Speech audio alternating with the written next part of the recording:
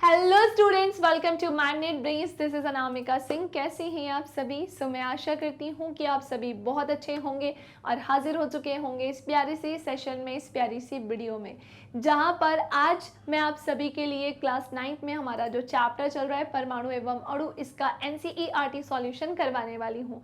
तो चलिए स्टार्ट करते हैं आज की क्लास को और NCERT सॉल्यूशन को देखते हैं। इसे स्टार्ट करने के पहले मैं आप सभी को हमारे चैनल के बारे में इंफॉर्मेशन देना चाहती हूँ। बेटा बहुत ध्यान से सुनिएगा। यदि आप क्लास 6 से लेकर 12th में किसी भी क्लास में है ना, so Magnet Brains Hindi medium channel पर आप अपने सब्जेक्ट की क्लासेस अटेंड कर सकते हैं। किसी भी क्लास को देखने के लिए आपको कोई कोर्स बिल्कुल भी परचेस नहीं करना है और ना ही किसी तरह की कोई पेमेंट करनी है, क्योंकि मैग्नेट ब्रेन्स प्रोवाइड कराता है क्वालिटी एजुकेशन, वो भी बिल्कुल फ्री ऑफ कॉस्ट। इसी के साथ मैं आपको बताना चाहती हूँ कि हम 5 स्टेट बोर्ड कवर कराते हैं, जैसे UP board, Bihar board, MP board, Rajasthan board, Delhi board. और हमारे चैनल पर जितनी भी क्लासेस होती हैं वो सब अरेंज फॉर्मेट में होती है, जहां बेसिक से लेकर एडवांस लेवल हम लेकर चलते हैं और आपके सारे डाउट्स करते हैं सॉल्व। अब बात आती है कि मैम जो आप हमें पढ़ा रहे हैं और जो पढ़ा चुके हैं सबके नोट्स हमें कैसे मिलेंगे। नोट्स की लिंक आपको नीचे मिलेगी डिस्क्रिप्शन बॉक्स में। बेटा आप वहां से ई नोट्स और ई बुक दोनों ही चीज़ें डाउनलोड कर सकते हैं। ओके, इसी के साथ मैं आपको बताना चाहती हूँ कि हमारा एक इंग्लिश मीडियम चैनल भी है। जैसे कुछ बच्चे इंग्लिश में पढ़ना चाहते हैं, हमारा इंग्लिश मीडियम चैनल भी है, जहाँ पर जाकर आप इंग्लिश में स्टडी कर सकते हैं। KG से लेकर क्लास 12 तक की क्लासेस वहाँ पर हम प्रोवाइड कराते हैं। ओके, स्टार्ट करें आज के सेशन को। बेटा बहुत ज़्यादा क्वेश्चन हमारे NCERT सॉल्यूशन में नहीं है इस चैप्टर में, पर जितने भी है थोड़ा सा टाइम तो हमें देना पड़ेगा, क्योंकि वो न्यूमेरिकल्स वाले क्वेश्चन है। पहला क्वेश्चन देखकर हमें ऐसा लग रहा है कि बहुत बड़ा कैलकुलेशन होगा। हाँ है तो थोड़ा सा कैलकुलेशन, पर पहले हम क्वेश्चन को रीड करेंगे। क्या बोल रहे हैं क्वेश्चन हमसे कि 0.24 ग्राम ऑक्सीजन एवं बोरॉन युक्त यौगिक के नमूने में विश्लेषण के द्वारा ये पाया गया कि उसमें 0.096 ग्राम बोरॉन एवं 0.144 ग्राम ऑक्सीजन है।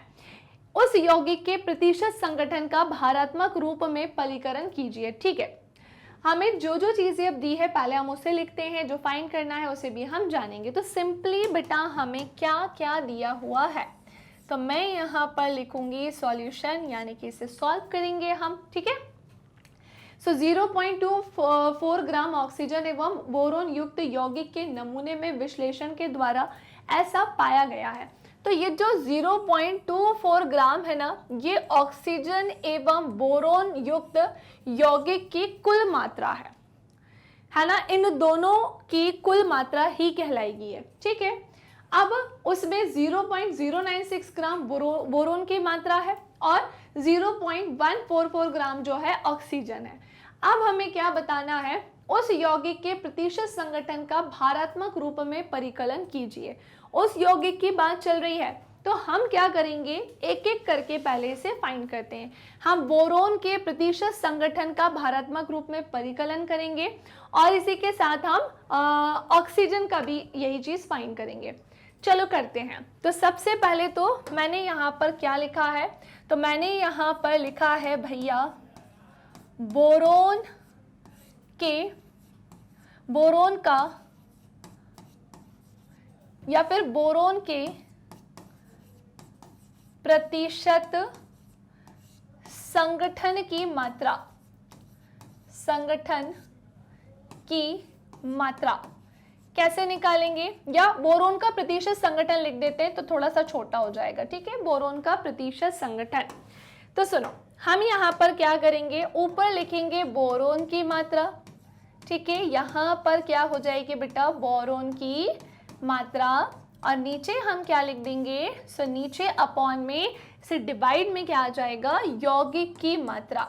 दोनों का जो यौगिक था ना मिलाकर, उसकी मात्रा। ठीक है, चलिए अब हम चीजों को पुट करेंगे, बट मल्टीप्लाई बाय हमें क्या करना होगा बेटा, 100 करना होगा। ओके, तो हमने क्या देखा भाई, बोरोन की मात्रा हमें कितनी देकर रखी है, यहाँ पर 0.096 देकर रखी है, और यौगिक कितना था बेटा, 0.24 मल्टीप्लाई बाय हमें क्या करना होगा, 100 करना होगा। अब अगर मैं इसको इससे डिवाइड करती हूं तो क्या होगा, पहली बात तो मेरी ध्यान से सुनो, 24 4 क्या होता है, 4 चौको 16, फिर पावर 1, 4 दूनी 8 और ये 9। अगर मैं इसे डिवाइड करती हूँ ना बेटा, चांगो मांगो ध्यान से सुनो, इसे इससे डिवाइड करती हूँ तो ये क्या हो जाएगा, 0.4 निकल कर आएगा। 0.4 ग्राम हमें परसेंट में बताना है तो मल्टीप्लाई बाय 100 करेंगे और मल्टीप्लाई बाय 100 होगा ये, तो बेटा कितना निकल कर आएगा, सो बेटा ये निकल कर आएगा 40%। समझ गए? तो हमने देखा बोरोन का प्रतिशत संगठन जो है वो 40% निकल कर आया है। अब हमें थोड़ा सा क्या चाहिए, चंगो मंगो स्पेस चाहिए, ठीक है, हमें थोड़ा सा स्पेस चाहिए, तो मैंने इसे यहाँ पर ऐसे लिख दिया। नाउ अब आते हैं हम दूसरी कहानी की तरफ, ऑक्सीजन का प्रतिशत संगठन, ठीक है। तो मैंने क्या लिखा है, ऑक्सीजन का हम क्या बोलेंगे बेटा, प्रतिशत संगठन। ओके चलिए, अब हमने क्या देखा बेटा कि सबसे ऊपर क्या होगा इसमें, ऑक्सीजन की मात्रा, ठीक है, सबसे ऊपर क्या आ जाएगी इसमें, ऑक्सीजन की मात्रा, एंड बेटा नीचे क्या आ जाएगी, सो इसमें आ जाएगी यौगिक की मात्रा। किसकी मात्रा, सो इसमें आ जाएगी यौगिक की मात्रा और मल्टीप्लाई बाय क्या कर देंगे, अगेन हम यहाँ पर 100 करेंगे।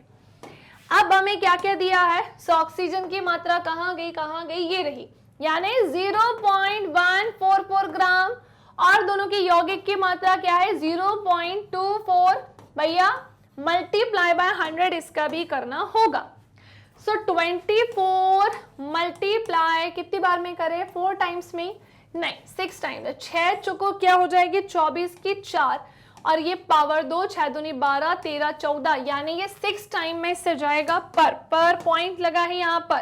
तो अगर हम इसको इससे डिवाइड करते हैं, है ना, इसको इससे डिवाइड करते हैं तो 0.6 होगा, एंड बेटा मल्टीप्लाई बाय अगर हम 100 करेंगे सो ऑब्वियसली ये क्या निकल कर आएगा, 60% निकल कर आएगा, ठीक है। सो दोनों का हमने यहाँ पर फाइंड कर लिया है।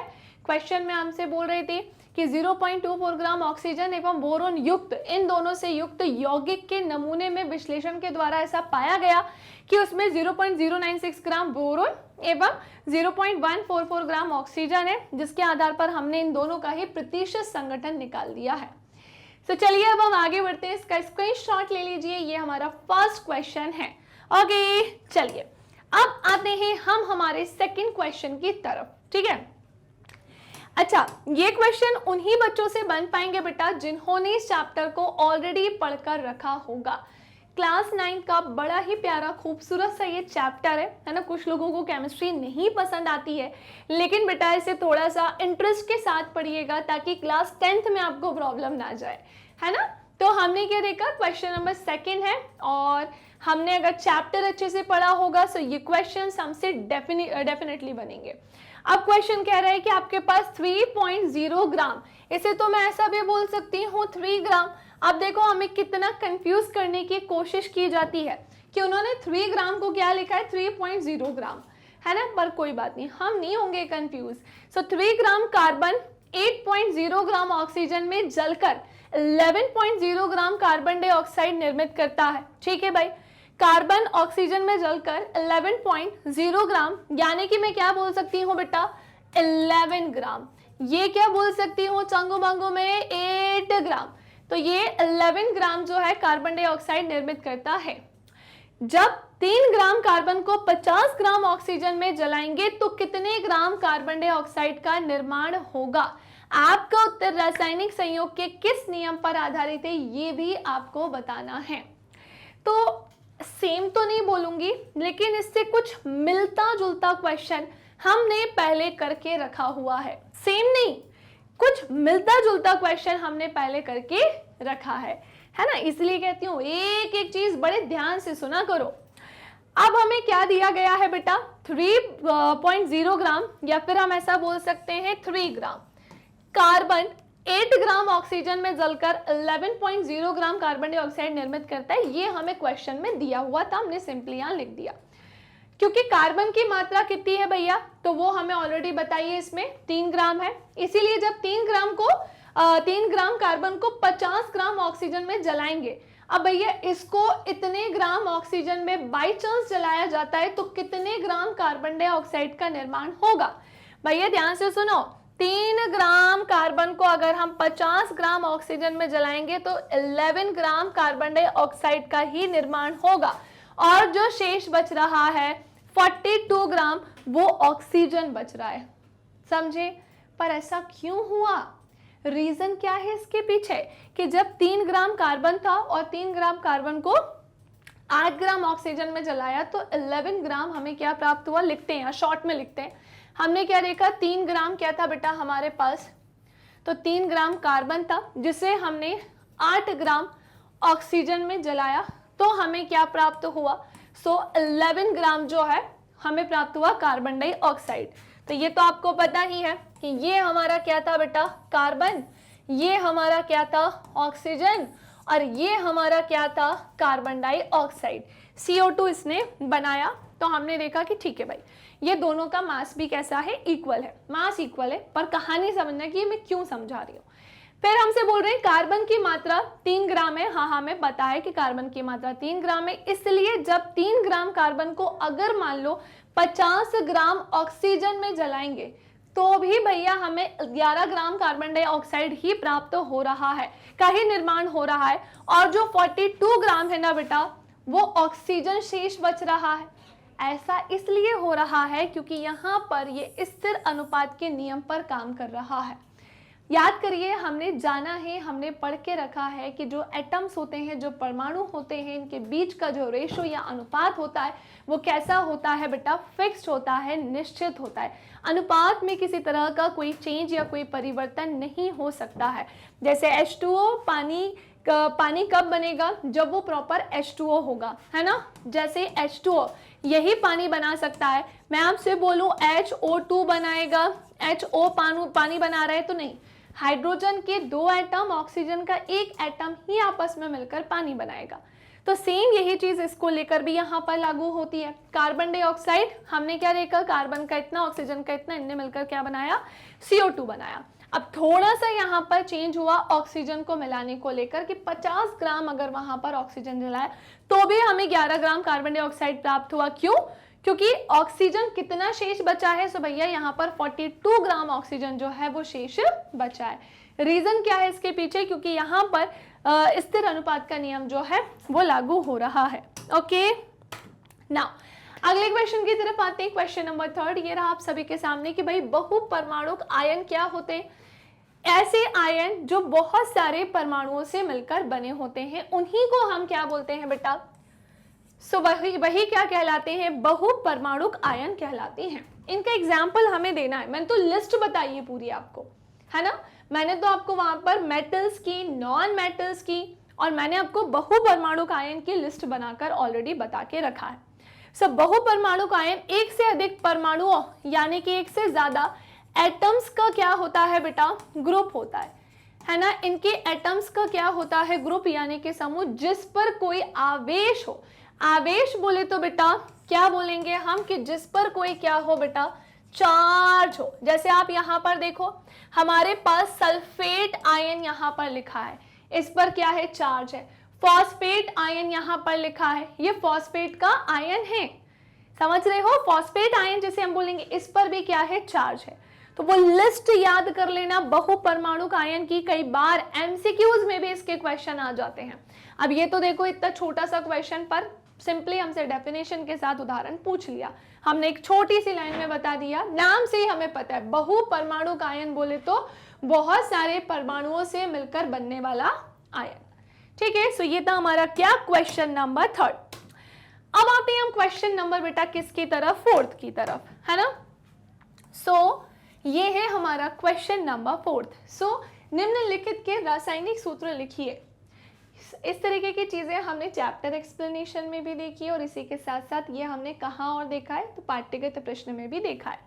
सो निम्नलिखित के रासायनिक सूत्र लिखिए, जहाँ सबसे पहले है मैग्नीशियम क्लोराइड, सेकंड नंबर पे है कैल्शियम क्लोराइड, थर्ड नंबर पे है कॉपर नाइट्रेट, फोर्थ नंबर पे है aluminium chloride and fifth number पे क्या है? Calcium carbonate. सो कैसे इनका जो है रासायनिक सूत्र यानी कि बेटा क्या बन सकता है, केमिकल फॉर्मूला बन सकता है। क्या बन सकता है, केमिकल फॉर्मूला बन सकता है। ठीक है, तो सबसे पहले हमने क्या देखा, चलो एक एक करके मैं आपको बताती हूँ। जैसे स्टार्टिंग हम मैग्नीशियम क्लोराइड से ही करते हैं। तो मैग्नीशियम क्लोराइड की बात करें तो ये बेटा सबसे पहले मैंने आपको क्या सिखाया, किन से मिलकर बना है, पहले तो हम वो देखते हैं। सो ये मैग्नीशियम और किससे, क्लोरीन से मिलकर बना है। अब मैग्नीशियम की अगर हम बात करें तो इसका जो एटॉमिक नंबर होता है वो कितना होता है, एटॉमिक मास नहीं पूछ रही हूँ मैं आपसे क्या बोल रही हूँ कि जो मैग्नीशियम है इसका एटॉमिक नंबर कितना होता है। सो बेटा ये यहाँ पर होता है 12, और क्लोरीन का कितना होता है, सो भैया वो 17 होता है।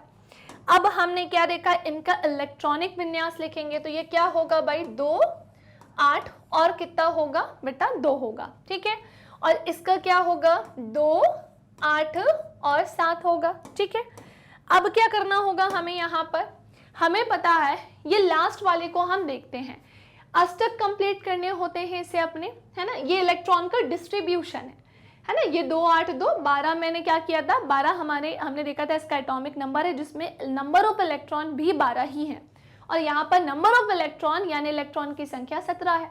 तो मैंने आपसे क्या कहा भाई, ये लास्ट वाले को हम देखते हैं कि ये अपना अष्टक कंप्लीट कर रहा है कि नहीं। तो इसे अपना अष्टक कंप्लीट करने के लिए 6 और इलेक्ट्रॉन चाहिए होंगे, तो ये अपने 2 का भी क्या कर देगा, त्याग।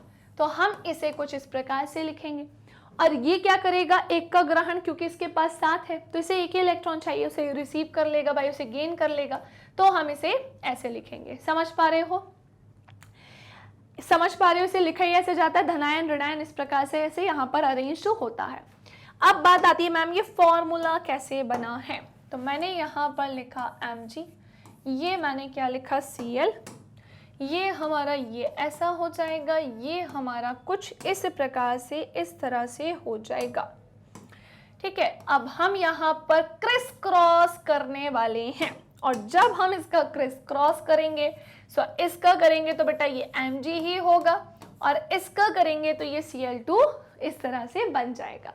तो ये था हमारा पहला, ये थी हमारी फर्स्ट कहानी। समझ में आई कि नहीं समझ में आई, मैग्नीशियम क्लोराइड का केमिकल फॉर्मूला MgCl2 कैसे बनता है ये मैम ने आपको फाइंड करना सिखा दिया।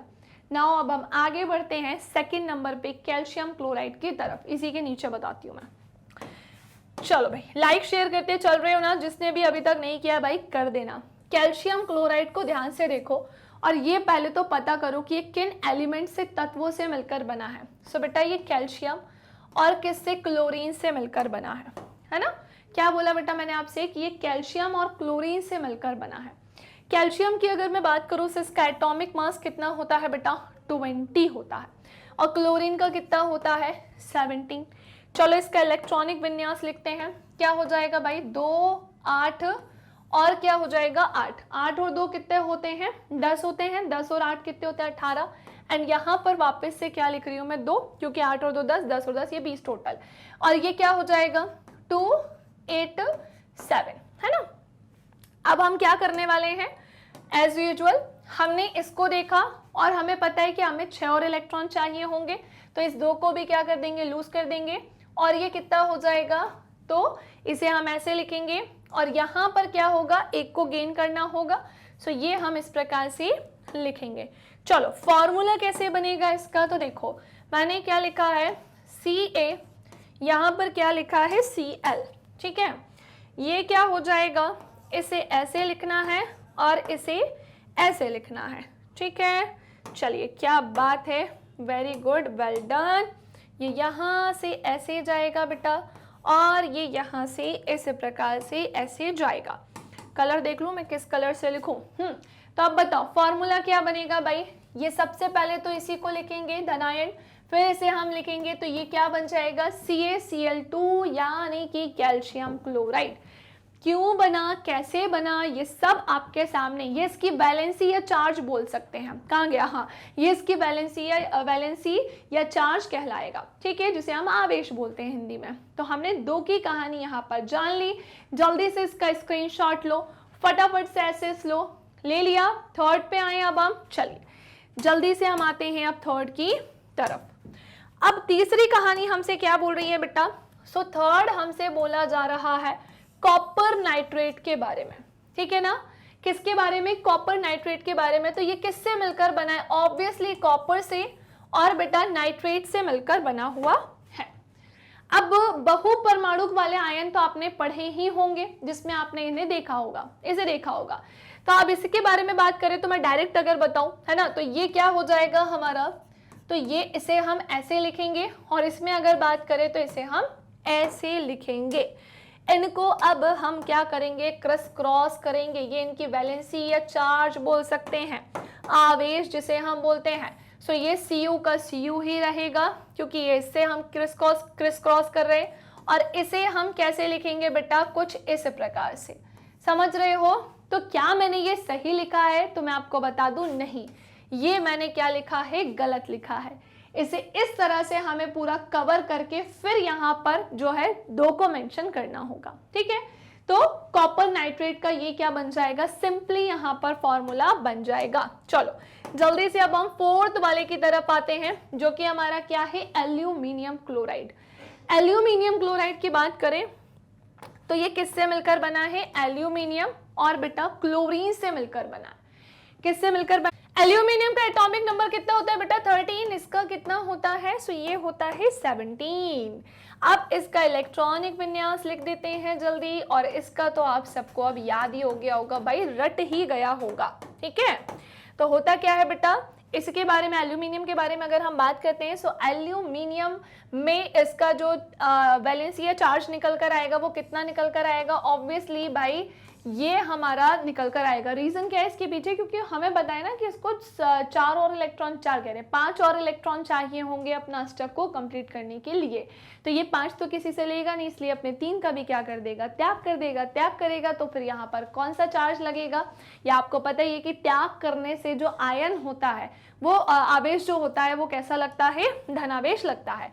अब बात आती है इसकी तरफ, सो ये एक को क्या करेगा? ग्रहण कर लेगा भाई, उसको गेन कर लेगा। तो इसे हम कुछ इस प्रकार से लिखेंगे। अब बात आती है कि इसका फॉर्मूला क्या बनेगा? सो ये है एल्यूमिनियम, ये है क्लोरीन, और इसे मैं ऐसे लिखूंगी, इसे मैं ऐसे लिखूंगी। जल्दी से हम इसे क्या करेंगे बेटा?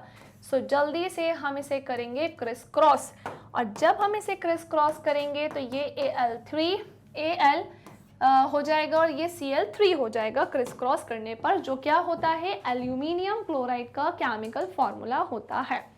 सो कैसे बनता है ये हमने जान लिया है। एंड सबसे लास्ट में आते हैं अब हम किसकी तरफ भाई? कैल्शियम कार्बोनेट की तरफ, जो कि है 5th नंबर पे, जो कि कैल्शियम और किससे मिलकर बना होता है बेटा? कार्बोनेट से मिलकर बना होता है। तो कैल्शियम कार्बोनेट का केमिकल फॉर्मूला क्या होता है इसके लिए? अच्छा, ये जो कार्बोनेट है आपने इसे ऑलरेडी पढ़कर रखा होगा। इसके बारे में बात करें, सो इसमें जो आवेश लगेगा वो कैसा लगेगा? ऋणात्मक लगेगा। और इसके बारे में बात करें तो ये कैसा होगा? धनात्मक होगा। इसको हम इससे क्रॉस कर सकते हैं, तो इसे हम कुछ इस प्रकार से भी लिख सकते हैं। और जब हम इसका क्या करते हैं बेटा? क्रिस क्रॉस करते हैं, इनका भी क्या होगा बेटा? जल्दी से क्रिस क्रॉस करेंगे तो फटाफट से मैं आपको बता देती हूँ कि ये Ca क्या हो जाएगा? CaCO3 हो जाएगा, जिसे हम कैल्शियम कार्बोनेट बोलते हैं। सो सिंपली हमारा कैल्शियम कार्बोनेट का यहाँ पर फॉर्मूला बन गया है। सो 5 की कहानी होती है यहाँ पर डन। नाउ अब हम नेक्स्ट आते हैं अपने अगले क्वेश्चन की तरफ, जो कि है हमारा क्वेश्चन नंबर 5, कि निम्नलिखित यौगिकों, यौगिक बोले तो बेटा कंपाउंड्स जो है ना, जो एक्चुअली में अभी इनका केमिकल फॉर्मूला नहीं लिखा है, बट उसी के बेस पर हमें इसके क्या बताने हैं? एलिमेंट्स के नेम बताने हैं, यानी कि तत्वों के नामों को बताना है। किसके नामों को? तत्वों के नाम को। सो हमारे पास है बुझा हुआ चूना, हमारे पास है हाइड्रोजन ब्रोमाइड, हमारे पास है बेकिंग पाउडर जिसे हम खाने वाला सोडा बोलते हैं, और हमारे पास है पोटेशियम सल्फेट। सबसे पहले अगर हमें इसके एलिमेंट्स का नेम बताना है कि ये सब किन किन एलिमेंट्स या तत्वों से मिलकर बने हैं, तो उसके पहले हमें इसका फॉर्मूला पता होना चाहिए। जैसे बुझा हुआ चूना का क्या होगा? CaOH2 हो जाएगा। हाइड्रोजन ब्रोमाइड का क्या हो जाएगा? ये हो जाएगा।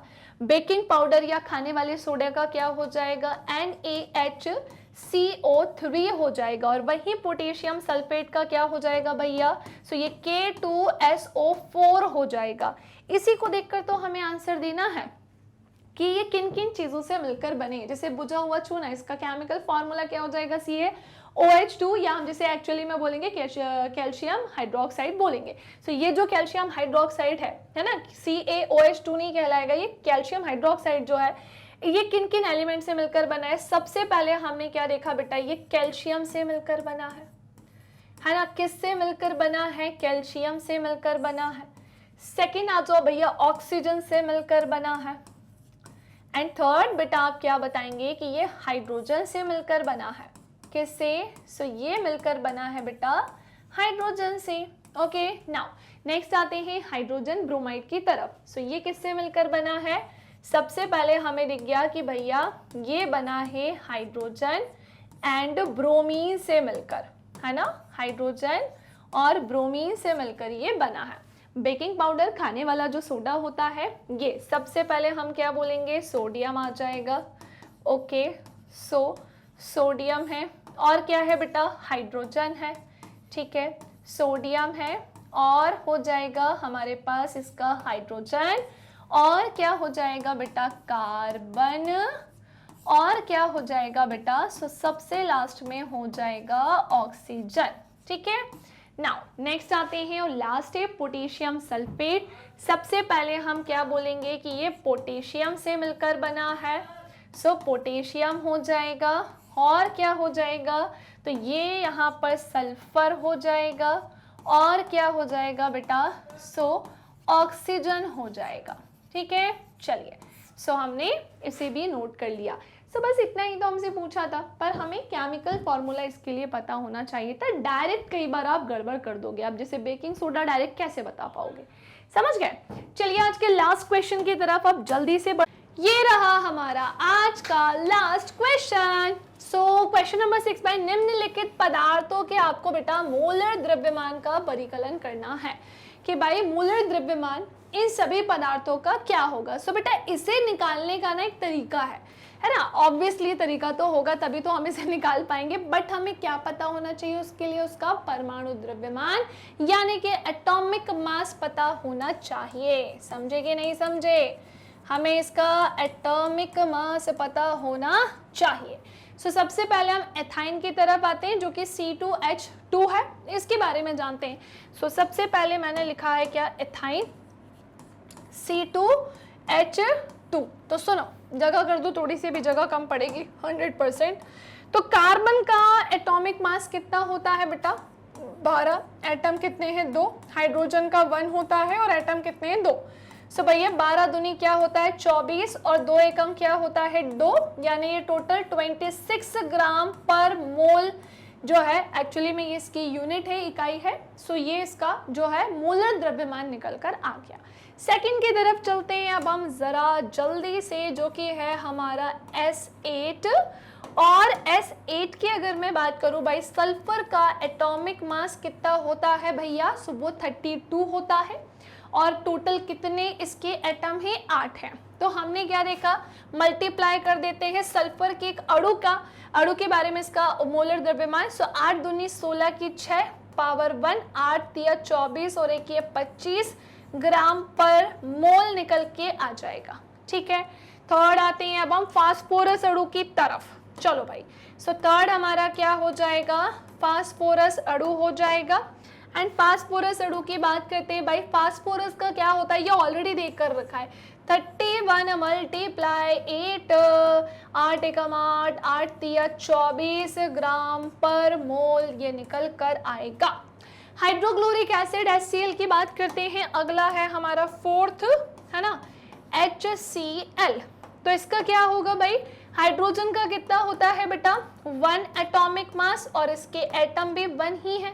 क्लोरीन का कितना होता है, ऑब्वियसली 35.5 और एटम इसका एक ही है, यानी ये क्या हो जाएगा 1 + 35.5 विच इज यानी कि 36.5 ग्राम पर मोल ये निकल कर आएगा। ओके, एंड लास्ट आ जाएंगे अब हम, चलो सबसे लास्ट में 5वें नंबर पर आ जाते हैं भाई, नाइट्रेट एसिड की तरफ, HNO3 की तरफ, जो कि क्या होगा बेटा, हाइड्रोजन का एटॉमिक मास 1 होता है, एटम भी 1 ही है, इसी के साथ नाइट्रोजन का कितना होता है? सो भाई पूरी लिस्ट है, सारी याद करके बैठ जाना, 14 होता है ये, और इसका भी एटम 1 ही है, ऑक्सीजन का 16 और इसका टोटल कितना एटम है? 3। चलो भाई 1 का 1, 14 का 14, 16 तिया 48, 14 और 1 15, और 15 और 48 कितने हो जाएंगे? 8 5 13 के 3 पावर 1, 4 5 और 1 ये 6, बेटा 63 ग्राम पर मोल ये निकल कर आ जाएगा। देखा कितना आसान था, बहुत डिफिकल्ट था क्या? नहीं था। सो ये थी इसकी कहानी जो मैंने आपको सिखा दी है, फटाफट से इसका स्क्रीनशॉट ले लो, देन हम फिनिश करेंगे आज के सेशन को। बेटा क्लास 9th में आपका ये NCERT सॉल्यूशन चल रहा है, बहुत इंपॉर्टेंट है, एक एक चैप्टर एक एक क्वेश्चन यहाँ पर स्टोर कर लेना है ना, तो छाप लेना बिल्कुल अच्छे से, और कोई भी डाउट हो कमेंट सेक्शन में पूछ लेना। सो आज के लिए इतना ही। उम्मीद करती हूँ कि आज का सेशन आपको पसंद आया होगा, उम्मीद करती हूँ कि आज का सेशन आपको अच्छा लगा होगा। इसे कमेंट सेक्शन में ज़रूर से ज़रूर बताइएगा कि कैसी लगी आज की क्लास आपको। इसे लाइक करना नहीं भूलिएगा, शेयर करना नहीं भूलिएगा, और चैनल को सब्सक्राइब नहीं किया है तो वो तो सबसे पहले करना है। मैग्नेट ब्रेन्स के कुछ अदर प्लेटफॉर्म्स भी हैं बेटा, जैसे आप हमें Facebook, Instagram, Twitter, Telegram, WhatsApp यहाँ पर भी जो है फॉलो कर सकते हैं। YT पर बेटा आप मेरी क्लासेस ले सकते हैं, लाइव क्लासेस भी होती हैं, रिकॉर्डेड भी मिलती हैं, एप्लीकेशन पर भी आप मेरी क्लासेस ले सकते हैं, और यूट्यूब पर भी आप मुझसे और वेबसाइट के थ्रू जुड़कर भी आप मेरी क्लासेस ले सकते हैं। इसी के साथ आपको मैं जो भी पढ़ा रही हूँ, जो पढ़ा चुकी हूँ, सबके नोट्स आपको नीचे मिलेंगे डिस्क्रिप्शन बॉक्स में, वहाँ से आप ई नोट्स और ई बुक की जो लिंक है मिल जाएगी, वहाँ से ये दोनों चीज़ें डाउनलोड कर सकते हैं। ये है बेटा हमारे हिंदी इंग्लिश मीडियम के टॉप कोर्सेज, जैसे CBSE board, Delhi board, Bihar board, UP board, MP board, Rajasthan board, Vedic maths, crash course, spoken English, ये सारी ही चीज़ें करवाते हैं हम कवर। सो आज के लिए इतना ही, मिलेंगे अब हम हमारे नेक्स्ट सेशन में, तब तक के लिए bye bye, take care, thank you class.